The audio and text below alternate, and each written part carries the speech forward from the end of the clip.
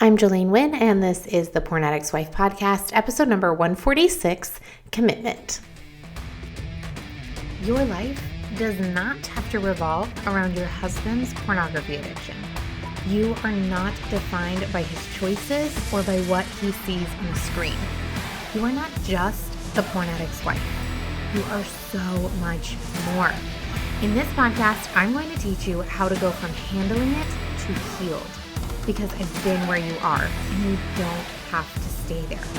My name is Jolene Wynn. I'm a member of the LDS faith, a certified life coach, and a wife of a former porn addict. And this is a podcast for the porn addict's wife. Hello, my ladies. How are you? I am so excited to talk to you guys today. I feel a little mentally and emotionally and physically drained.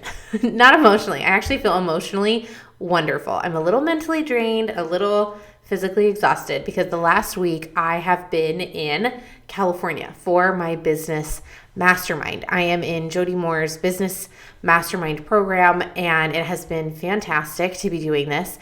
And so 3 times throughout this year, I went in September. This was the second time we did an in-person 3-day mastermind. So I left on Tuesday because the mastermind was Wednesday through Friday, and I got home last night.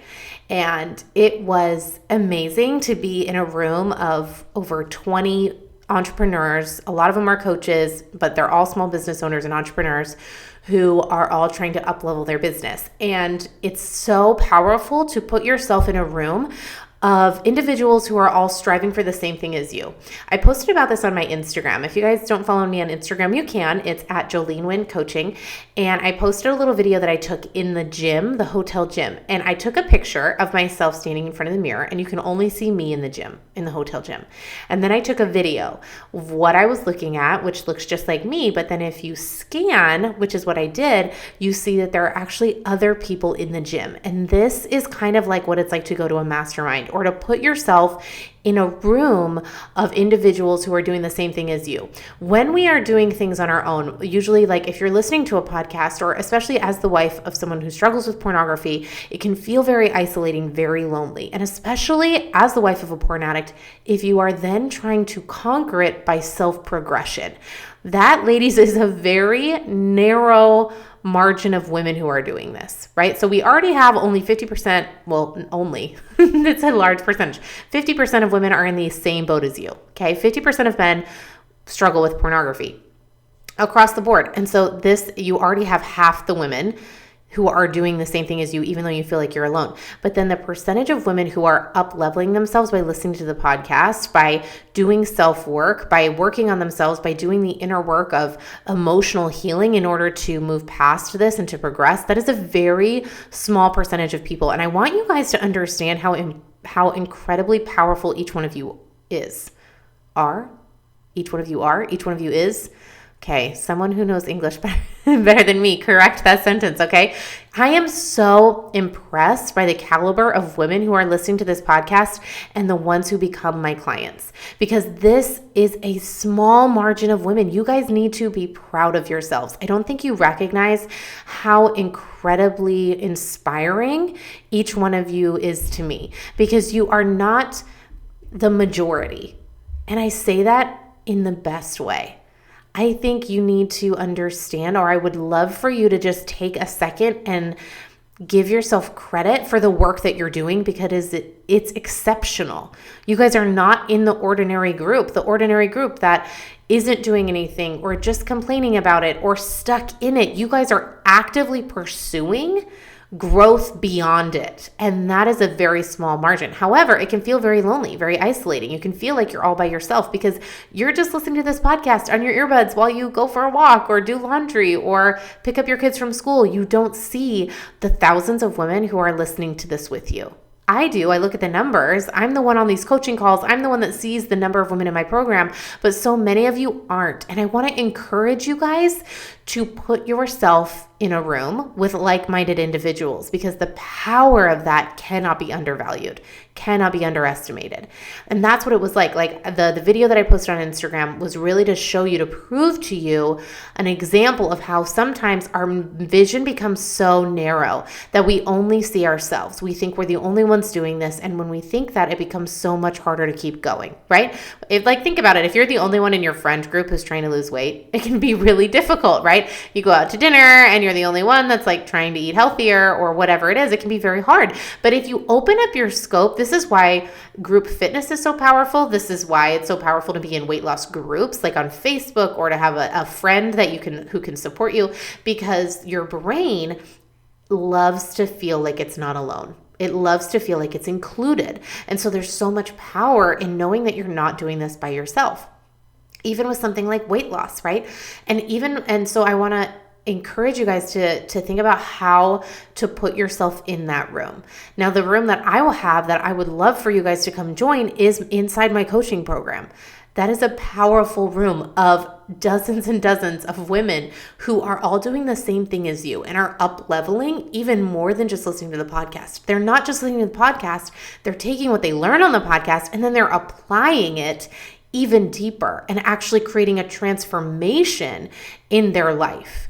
And if you want to do that, if you're tired of trying to apply it on your own, if you're tired of feeling by yourself, then I would love for you to come join this room that I've created with all of these women in it, because there is something so powerful about putting yourself in a situation where you're not by yourself, putting yourself in a situation where you are surrounded by a group of women who are up leveling just like you are. And that's exactly what I did over this last week. I gave myself the opportunity to put myself in a room of other entrepreneurs. When I'm on the day-to-day in my life, it's very lonely being an entrepreneur. People don't understand when I have to work on my business, even if I don't have a call. They don't understand why I'm learning Facebook ads and why I'm spending so much money on a coach. They don't understand any of that. And that's okay. But sometimes it can feel a little lonely, right? Because I'm working on my business and I'm the only one in my business. I don't have any employees. I don't have any staff. And sometimes it can feel like I'm very alone. But putting myself in this room, giving myself the opportunity to give my brain the chance to see that I'm not by myself is so powerful. I feel rejuvenated. I feel energized. And that is what I want to offer for y'all. For what you're struggling with, one of the most powerful things that you can do, one of the best gifts you can give yourself, is the opportunity to surround yourself with like-minded people. And the power of that is just takes your growth from steady to exponential. And that's just something I kept thinking that just kept coming to my mind over and over and over this week. And I really wanted to share that with you. So if you think now is the time, if you are ready to truly transform, then I really want to encourage you guys to come do it. If you're tired of being alone, then come join my coaching program. You can join it today. Go to joleneWynn.com. You get lifetime access to this amazing group of women, to all the coaching calls, to me as your coach. And I'm going to help you take everything that you learn on the podcast and use it. I'm going to teach you how to use it effectively to transform your life. I can't wait to see you there. Okay, let's dive into what I'm talking about today. Today, ladies, I want to talk about commitment. Now, the reason that this came up was this was actually something that came up in the business mastermind. We were talking about our goals, where we were last year and where we want to go this year. Now, that's what I want to encourage you guys to keep in mind for as you listen to this podcast episode. I was applying it to business, but I want you to apply it to your personal healing through your healing through your husband's pornography problem, right? All the after effects, all the ways you're affected by your husband's pornography, okay? I want you to take a quick second and think about where you are right now, right? Let's think about it. What kind of a result did you create? So for example, for me, when we were doing this exercise, I thought, okay, what was my business result last year revenue-wise was what I was looking at, okay? I made $100,000 in my business last year. That was the result that I got. And it was fantastic and amazing. And the reason that I love it is not the money. The reason that I love it is because it means the more money I make, it's that many more women that I'm reaching. right? That's the goal, is to have more of an impact. And the way that I measure that in business is by the number of women that sign up, which is why I have 100 women goal to sign up this year, or by the amount of revenue that comes in, which is really basically gauging or tracking the number of women that sign up, right? So for this year, so then she said, so I want you guys to think about that. Where are you right now? What is it that you're struggling with? What have you felt like you've grown in the last year? Where are you now? Take a little time. You can even press pause on this podcast episode, but you can just take stock. Okay, what is it that I'm struggling with? What do I feel like I've conquered? What do I feel like I've made progress with? Where am I right now? What kind of a result am I in emotionally and physically? Am I still dealing with some triggers? Have I overcome some triggers? Do I still have some? Are there times when I feel like I can't handle my emotions? Are there still times that I respond in ways that I don't like or don't want to? That's what I mean by result. What kind of emotional and mental result do you have right now regarding your husband's pornography, right? Now, what I want to ask you and what I want you to think about is, where do you want to go? 1 year from now, at the end of 2023, what would be your goal result if anything were possible? Okay? What would be that goal? Would the goal be to be able to go to the beach and not even have to think about your husband's pornography problem? Would your goal be to look in the mirror and actually like what you see and like the way you feel about yourself? Would your goal be to actually enjoy having a physical interaction with your husband? Like, if anything were possible, think about what kind of a result you would like to have. So for me, again, in the example for business, my goal is to make $300,000 this year. At the end of 2023, I want to make $300,000 in 2023 because I want to bring 100 women into my coaching program. I want to go find the 100 women who are ready and waiting, and I want to make my offer, and I want them to say yes, so that they can finally start moving forward. That's the goal, okay? So that's the result that I want to create. Now, what was so interesting about this exercise is that then we talked about, okay, what kind of thoughts did you have that created your current result? And what kind of feelings did that lead to? What kind of feelings did that create? And what kind of actions did those lead to? And so as we were talking about this, one thing that my coach said, she said, the thoughts and feelings that you had that led you to where you are not the same thoughts and feelings that are going to get you where you want to go. Now that sounds so basic, especially from to a coach. I was like, oh my gosh, I should have obviously, right? This isn't something that my coach should have had to say. And yet in that framework, in that context, it was so mind-blowing to me, because she was saying, okay, the thought that you had that got you to $100,000 is not the same thought that's going to get you to $300,000. And the reason that we know that is because that thought only got you to $100,000.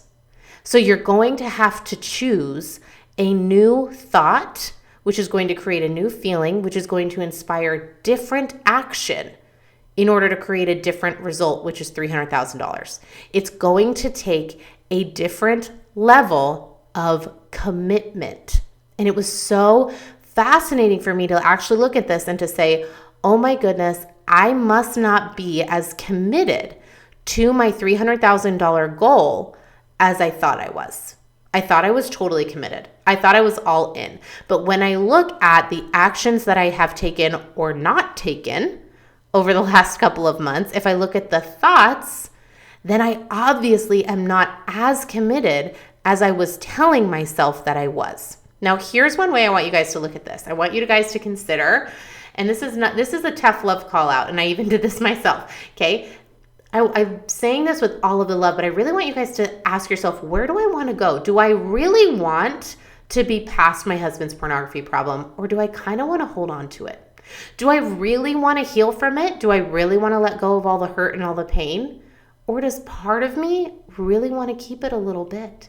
Because what happens is we kind of tell ourselves that, of course, I'm super committed. Of course, I don't want this pain in my life. Of course, I don't want to keep the hurt with me.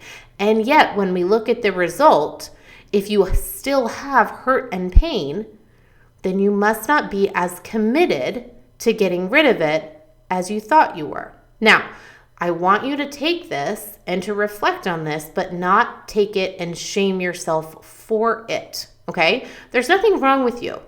Nothing wrong with you. Doing the up-leveling work that you guys are doing is insanely hard to do, and it goes against everything your brain is wired to do, and it takes a lot of intentional effort, okay? So pat yourself on the back and don't judge yourself, and don't make it mean anything about you, because your brain is naturally going to want to avoid doing the hard thing in order to conquer those emotional, the emotional baggage that you're holding on to. That's what your brain wants to do. Naturally, okay? So if you find yourself there, if you say, you know what, there is still some emotional pain and hurt that I'm having a hard time letting go of, then you must not be as committed to getting rid of it as you think you are. Now, again, don't shame yourself for this. I'm going to give you an example of how you might know that you're doing this or whether you're not. One of the ways that we know that we're doing this is our lack of action, okay? Now, let me give you guys an example. So this was actually an example that Jody gave while she was there. She said when she started working with a health coach, he said, okay, what have you done in the past to try to lose weight? And she was like, oh, I've done everything. And he was like, okay, well, tell me what actually you've done, what actions you've taken. And she started to list them, and there really weren't actually that many. And she realized that she hadn't been as committed to losing weight. And what she had done instead is spend a lot of time thinking about it, a lot of time feeling bad for herself about it, a lot of time hating her body, a lot of time not enjoying her body, a lot of time shaming herself for the way that she looked and the way that she felt and the things that she was eating. But she wasn't actually taking the steps in order to make the change, right? Now, as we know, if you've listened to the podcast for a minute, it's not just about doing. It's not just about changing the actions that you're doing, because that's willpower and it's only going to last for so long. That's why you have to change the thought, right? Again, the thought that got me to $100,000 is not going to be the thought that gets me to $300,000. The thought that brought 30 women into my program last year is not going to be the same thought that helps me find 100. I need a new thought that produces a different feeling that inspires different action. I need to feel more committed. This makes sense? I want to encourage you guys to reflect and ask yourself, how committed am I? What actions have I been taking? What have I been thinking about my own healing? And am I committed to my result? Am I truly committed to my own healing? And if you haven't already, if you don't feel like you're healed yet, if you don't feel like you have released all the emotional baggage and you're past the hurt and past the betrayal and past the trauma, then the answer is going to be no. And if you feel like what you've done instead is actually just spun in your mind and spent a lot of time thinking about it and stressing about it and worrying about it, then that's an indication that you're not actually as committed to letting it go as you thought.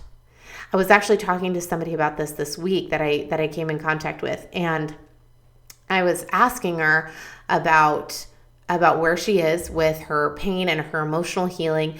And she said, oh yeah, I really struggle with this. I feel like I haven't quite let it go. And I said, why are you holding on to it then? And how is that serving you? Because it's always serving us in some way. There's a reason we're holding on to it. And most of the time, and this is what she said, is that it's a self-protection mechanism, right? Our brain thinks if we hold on to the pain, that it will somehow protect us from pain in the future. And that is a lie. But that is what's preventing us from really committing to having a different result, from really committing to letting go of this negative emotion, of this pain, right? Really being committed to our healing. And we think that we are. Ladies, we think that we are super committed to our goals. We're like, yep, I'm super committed starting Monday, right? Starting Monday, I am 100% committed. I am going to not eat sugar. I'm going to work out twice a day. I'm going to do all the things, okay? But it's not just about doing all the things. It's about changing your thoughts and feelings. That's the thing that's in the way. That's the thing that's preventing you from getting the result that you want. It's not just what you're doing. It's the thought that you're having. Okay, I actually want to talk about commitment If I just Googled the definition of it, and there's two, and I want to talk about both of them, okay? The first one for commitment, if you look it up, it says the state or quality of being dedicated to a cause or activity, right? So it's being dedicated, 100%, being all in. One of the definitions says wholeheartedly. How do you know if you're wholeheartedly dedicated or committed to your own healing? Well, the way that you would do that is ask yourself, and I would encourage you to do that right now. Am I wholeheartedly committed to my own healing? Don't lie to yourself. Don't try to think your way out of it. Don't try to convince yourself out of it. I want you to ask yourself at your core, let the answer come to you.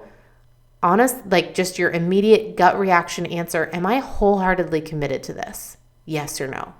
And if the answer is no, then I would encourage you not to judge yourself for it, but to ask yourself, okay, if that's true, what's holding me back? What is preventing me from feeling 100% committed? Why am I not wholeheartedly committed to healing? Maybe it's fear. Maybe it's, again, that self-protection. Maybe it's the idea of, well, and I hear this so often of, well, if I finally heal and I let go of it, then that means that everything was fine. Then it means I'm okay with it. Then it gives him permission to just keep going, right? We have all of these thoughts about what it means if we actually heal, or if we take the time to heal, or we invest in our healing, right? Whether that's financially, time-wise, emotionally, energy-wise, right? We think it's selfish. I don't have time for that right now. It's not, it doesn't, I want to join your coaching program, but it's not covered by my insurance. It's too expensive. I don't have the money. I don't have the time. My kids are at home. I don't know when I would even do it. There's so many things that we have, our thoughts that are preventing us from really being wholeheartedly in. And yet we think we are. And ladies, the reason I really want to bring this up is because recognizing where you are, the awareness of where you are, is always the first step in order to create a change in your life. So if where you are is not where you want to be, and I know that it's not because you're all listening to this podcast, okay? Again, you are the minority. You are the most exceptional women I have ever had the privilege of speaking to, and you're the minority, and you are listening to this podcast, and that is how I know you want something greater. So if you're listening to this podcast, you want a different result. We already know this. And there's something in your way. You haven't achieved it yet. And that's totally fine. But I want you to become aware of that and self-aware of that so that you can then take the steps to change it. Self-awareness is always the first step. Okay? And if you are not as committed to your healing as you thought you were, then I want you to question why and what you're going to do to change that. Okay. Now here's the next definition of commitment that I really love, and I want to encourage you guys to really take a listen. Okay. Commitment is an engagement or obligation that restricts freedom of action. Okay. This sounds very negative, or at least it did to me when I first read it. I was like, ooh, that doesn't sound very nice. But I want you guys to think about it. How does it feel when you feel committed to something, right? When you feel commitment, to me, it feels kind of positive, but it's kind of a gruff emotion, right? It takes more oomph. It's more of, I would say, on the line between positive and negative, right? It's not easy. Easy feels light, and it feels free, and it feels at ease, right? And it's not negative. It doesn't feel heavy, but it doesn't necessarily, it takes some energy. It's got some grit to it, right? It's kind of like a determination, right? Or bravery or courage. These are generally speaking, we think of them as positive emotions. Like we think of commitment as a positive thing. Being committed is a positive thing. And yet the emotion itself doesn't necessarily feel light and airy and happy. And yet it's still a positive emotion. It requires more, right? Do you guys see what I'm saying? And that's what I love about this definition. I love that it actually talks about this. It's an engagement or obligation that restricts freedom of action. Now, this is what I want to offer when you think about this. When you are committed to something, does that sometimes restrict your freedom of action? Yes, temporarily. In order to create a result that in the long term will give you more freedom of action. So let's talk about an example, okay? So for example, in my business, I am going to make $300,000 this year and find 100 women to bring into my coaching program. Is that going to require, now thinking that, right, having that goal, that result that I want to create, if I am committed to creating that, that is going to require some obligation on my part, some sacrifice on my part. It's going to take some sacrifice of time. It's going to take some sacrifice of investment financially. I'm going to get Facebook ads up and running. It's going to take investment of my emotional energy. It might take some sacrifice of saying, no, I can't go to lunch, or no, I can't play with my kids right now because I'm working. Do you see what I'm saying? Do you see how that comes in with this definition of commitment? It's an engagement or obligation that in the moment might restrict my freedom of action, but in the long run, it's going to create a result that gives me more freedom. If once I actually bring these 100 women in and I have $300,000, I have way more freedom of action to then continue to expand and grow. Then I have $300,000 to put even more money into Facebook ads, into growing and expanding my business to reach even more women and have an even greater impact. Do you see what I'm saying? That's more freedom of action in the long run, but it requires a commitment and maybe a little bit of sacrifice in the short term. And that's often what we forget about commitment. We forget that sometimes commitment requires a little bit of self-sacrifice and a little bit of restriction of freedom of action in the moment in order to create more freedom in the long run. So again, I want you to think about your own emotional healing. How committed am I to my own emotional healing? How committed am I to forgiving? How committed am I to trusting again? How committed am I to loving myself and feeling confident in who I am? How committed am I to creating the relationship that I want with my husband or just with myself? Am I committed enough to sacrifice a little bit right now, to restrict my freedom of action temporarily in order to create more freedom later? Because here's the truth, ladies. Healing emotionally requires investment. It requires mental investment. It requires an investment of time. It often requires an investment of money. It requires an investment of energy and focus that you haven't previously done yet. And we know that because you're still here and there's still places you want to go. And if there's ever room for growth, then it's going to require a different level of commitment, a commitment of a different kind. Maybe it's a different commitment of time. Maybe it's a commitment of finances that you haven't committed before. This is what I want to offer. Like, think of all the areas that you've been committed. If you feel like, you know what, I've been super committed with my time. I listen to the podcast every week. I journal every day. I do all the self-care. Maybe you're really good at committing your time. But what are you not committing? Are you not committing financially? Are you not committing emotionally? Are you not committing physically to making it happen? Right? There are so many different ways where you can commit. And I want to encourage you, ladies, to reflect on that and ask yourself, where am I committed? Where am I not? And that is the result that's creating where I am right now. And if I want a different one, and again, I know all of you do because you're still listening to this podcast, then what am I going to shift in order to create the result that I want? The thought that got you where you are today is not the thought that is going to get you where you want to go. You have to get a different one, because the only thing, and I say this all the time, ladies, the only thing in between where you are right now and where you want to go is your thoughts and feelings. That's it. And if you want help with this, if you're taking a look right now at yourself and saying, you know what, I'm not where I want to be, and where I want to be is something else, and I don't know how to get there, then ladies, come coach with me.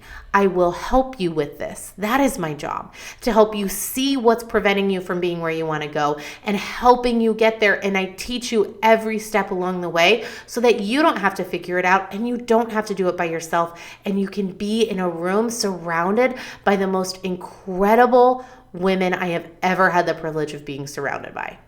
Ladies, I love you so much, and I am even more committed this year to you.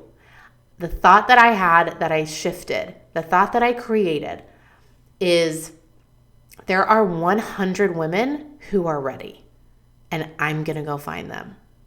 And when I think there are 100 women out there who are ready and I'm going to go find them, I feel determined. I feel committed. I feel committed to taking actions that may require temporary sacrifice, but it's going to create a result this year that I want to have. Why? Not because of the money. I don't need it. I don't want it. It could all go away. I don't care. I want to find these women to impact them because I know something that can help them. I know that they feel stuck. I know they feel hurt. I know they don't know what to do next, and I know how to help them. And that is my commitment. I am up-leveling my commitment to your healing. And I want to invite you ladies right now to come along. I want to invite you to up-level your own commitment to your healing. I'm committed. I'm up-leveling it. I am more committed to your healing than I was before. And it's going to look different. I'm going to take different actions than I did this last year. It's going to require more of me, and I'm all in because I want the result. I want to find those 100 women who are ready. And if you are one of those 100, then come join me. Up-level your own commitment. That's my challenge to you ladies today. This is a tough love. Are you ready? My challenge to you is to up-level your level of commitment. That was redundant. To up-level your commitment to your own healing. Be committed. Do more because you deserve it. Because your commitment may require some temporary sacrifice. 100% it will. But in the long run, that's the result that you want to create. And ultimately, ladies, the results that we're talking about are you and your life and your thoughts and your feelings and who you are.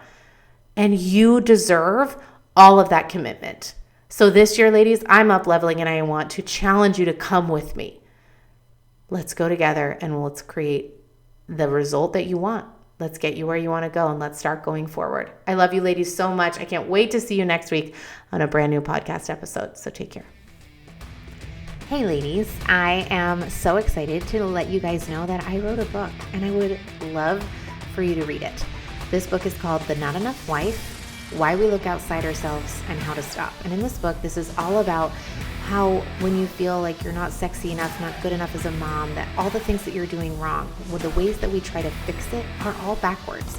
We keep trying to change how much money we make or how good we are with our kids or how many activities we put our kids into or how many things we participate in as a mom, as a woman, as a wife, how much we weigh, what we look like. We keep trying to change all of the wrong things to try to make ourselves feel better. And we're doing it backwards. We've got it all wrong. So I want to invite you to read this book because in this book I am sharing real life examples. I am going through all of my life and giving you how I learned how to no longer feel like I'm not good enough. And I want to teach it to you. So you can find my book on Amazon. Again, it's called The Not Enough Wife: Why We Look Outside Ourselves and How to Stop. You can get a copy for yourself today. You can buy a copy for a friend. And I can't wait to hear what y'all think about it.